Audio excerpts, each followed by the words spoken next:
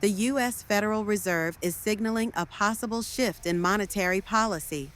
Fed Chair Jerome Powell hinted that an interest rate cut could be on the horizon as the American economy shows signs of slowing down.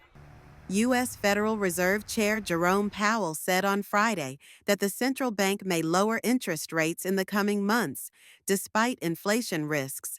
Powell made the remarks at the Fed's annual symposium in Jackson Hole, Wyoming. He said the weakening labor market and slower economic growth could tip the balance of risks, forcing the Fed to adjust its policy.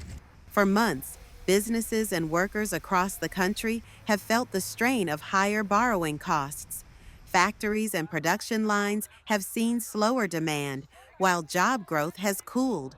Powell also highlighted that tariffs are pushing consumer prices higher. He warned their impact on households may continue to build over the coming months, though the timing and extent remain uncertain. Still, Powell emphasized the Fed will not allow a temporary price surge to turn into long-term inflation.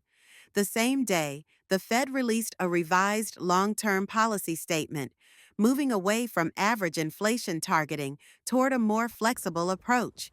Since January, the federal funds rate has remained steady in the range of 4.25 to 4.5%, a decision that has drawn repeated criticism from President Donald Trump, who argues the government is paying too much in interest on its debt. As the economy slows and political pressure mounts, the Fed now faces a delicate balancing act, weighing inflation risks against the need to stimulate growth.